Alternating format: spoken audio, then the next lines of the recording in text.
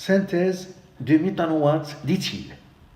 Dans un ballon, on mélange 37,7 ml d'acide méthanoïque, 29,1 ml d'éthanol, 5 ml d'acide sulfurique concentré. On distille le mélange. La température en tête de colonne augmente tout d'abord, puis se stabilise autour de 55 degrés Celsius. On cesse la récupération du distillat dès que la température amorce une remontée. On obtient un volume de 32 ml de distillat. 1. Écrire l'équation de la réaction. 2. Pourquoi choisit-on le montage de distillation? 3. Citer deux facteurs mobilisés pour améliorer la cinétique de cette synthèse. 4. Calculer le rendement de cette synthèse. Commenter les résultats. On donne le tableau où il y a les espèces chimiques impliquées dans la réaction avec leur masse molaire, leur température d'ébullition et leur masse volumique. 1. L'équation de la réaction.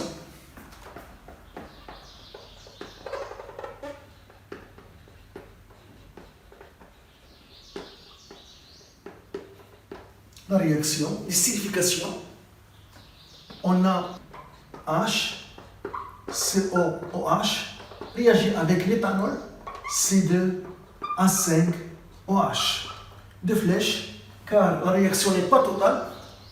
Donc cet atome d'hydrogène forme une liaison avec OH pour former une molécule d'eau. Et cet atome d'oxygène forme une liaison avec C dans l'ester. Donc on obtient l'ester HCO. O, C2O, C2A5, O, C2A5, plus H2O. Acide méthanoïque,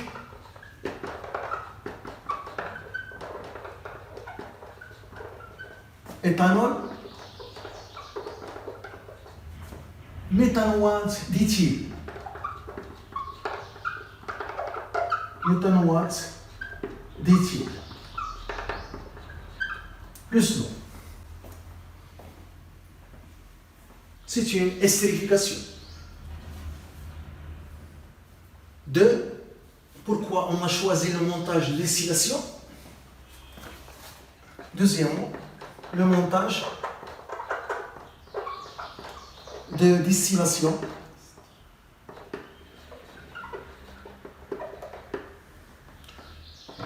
on a choisi ce montage de distillation car la température d'ébullition de l'ester est la plus basse d'après le tableau, car la température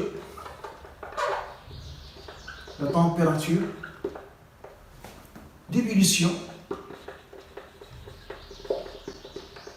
de l'ester méthanoate d'éthyle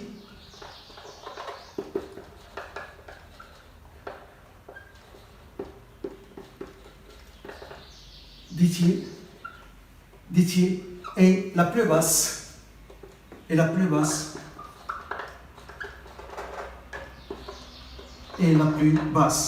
55 degrés Celsius.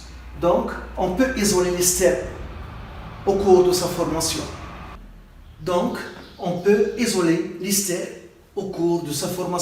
Par distillation. Donc, on peut isoler l'ester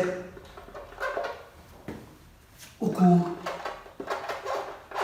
de sa formation par distillation.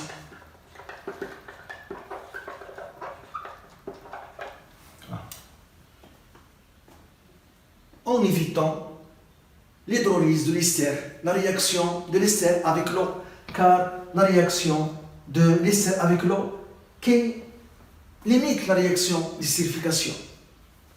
En évitant la réaction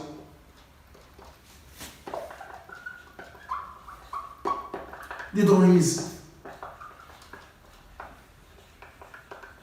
de l'ester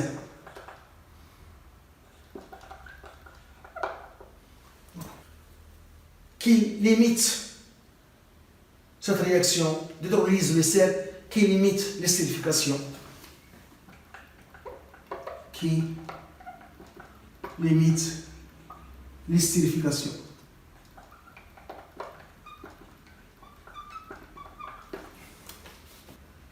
Troisièmement, quels sont les facteurs cinétiques mobilisés au cours de cette synthèse pour améliorer la cinétique de la réaction? Troisièmement, les facteurs cinétiques.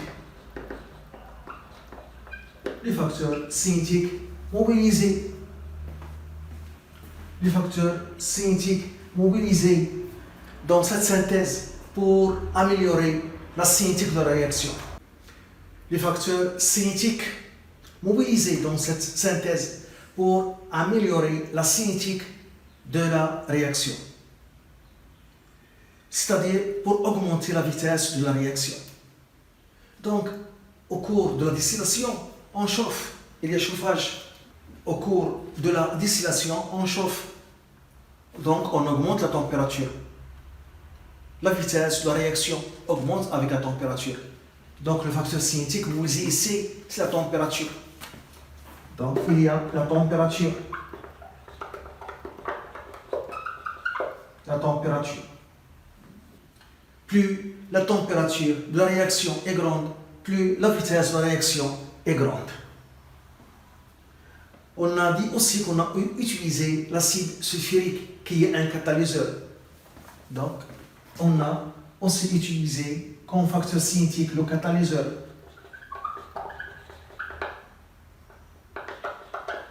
Le catalyseur H2SO4, l'acide sulfurique. L'acide sulfurique qu'on utilise ici comme catalyseur pour l'esterification. Donc ce sont les deux facteurs cinétiques utilisés ici pour améliorer la cinétique de la réaction, c'est-à-dire pour augmenter la vitesse de la réaction.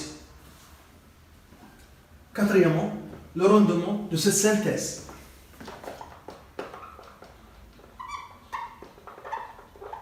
Le rendement de cette synthèse.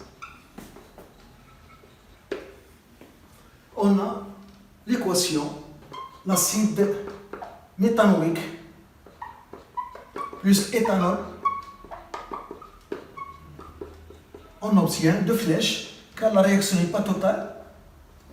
On obtient l'ester, méthanoate d'éthyle, plus H12. La définition de rendement est égale à la quantité expérimentale d'ester obtenue sur la quantité maximale d'ester attendue si la réaction est totale.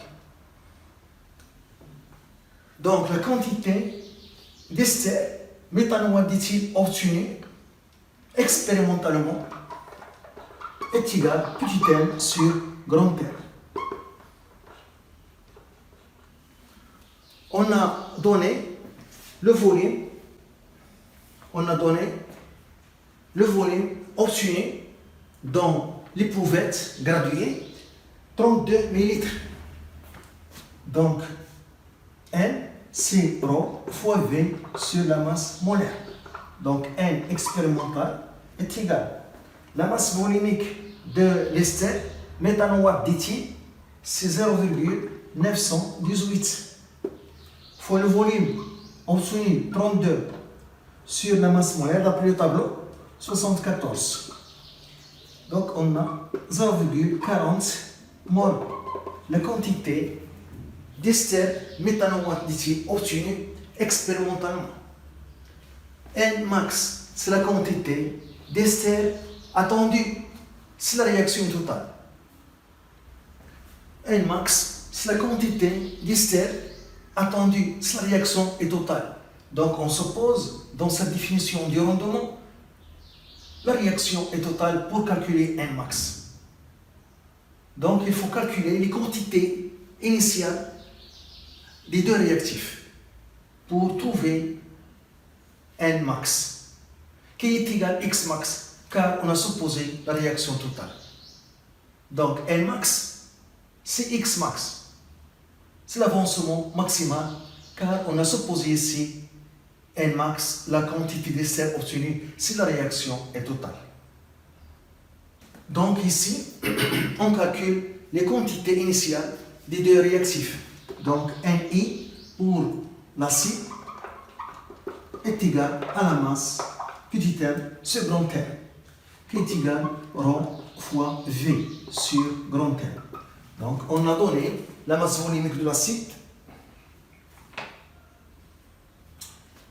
1,22, le volume utilisé 37,7 sur la masse molaire de l'acide méthanoïque 46. Donc on trouve une mole.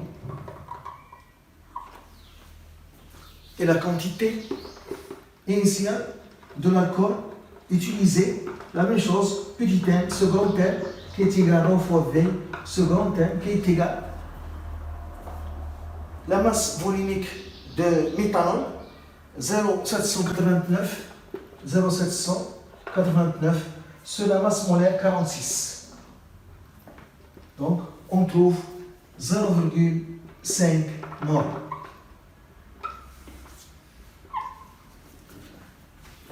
Et puisque on a ici le coefficient stoichiométrique 1 et ici 1, ça signifie qu'une mole réagit avec une mole. Donc Xmax, l'avancement maximal, c'est la réaction totale. Donc la réalité n'est pas totale, mais si on suppose qu'elle est totale, Xmax, c'est la plus petite valeur des deux valeurs calculées, des quantités initiales. Et donc Xmax, c'est 0,5 mol, si la réaction est totale. Donc Nmax, si la réaction est totale, Nmax, c'est la plus petite valeur, 0,5 mol. Car ici on a le coefficient 1, ici le coefficient stoichiométrique 1. Donc Nmax est égal à Xmax est égal à 0,5 mol. Et on remplace ici. Donc le rendement est égal à N expérimental sur Nmax. Donc le rendement est égal la quantité obtenue 0,40 sur Nmax 0,5. Donc R est égal à 0,80. 100 unités qui est égal à 80 sur 100 qui est égal à 80 pour 100. C'est le rendement de cette synthèse. Le rendement est égal à 0,80, 80%. Ce rendement est bon car on a isolé l'ester au cours de sa formation en évitant la réaction d'hydrolyse de l'ester, en évitant la réaction de l'ester avec l'eau par distillation. Donc par distillation, on isole l'ester formé au cours de sa formation pour empêcher la réaction de l'ester avec l'eau, cette réaction, l'hydrolyse de l'ester, qui empêche la réaction d'esterification, qui limite la réaction d'esterification. Donc le rendement est bon car on a isolé l'ester au cours de sa formation par distillation. Voilà.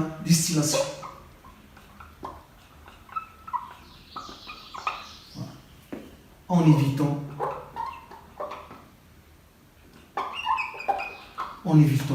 la réaction d'hydrolyse. Voilà, la réaction d'hydrolyse qui limite la réaction d'estérification.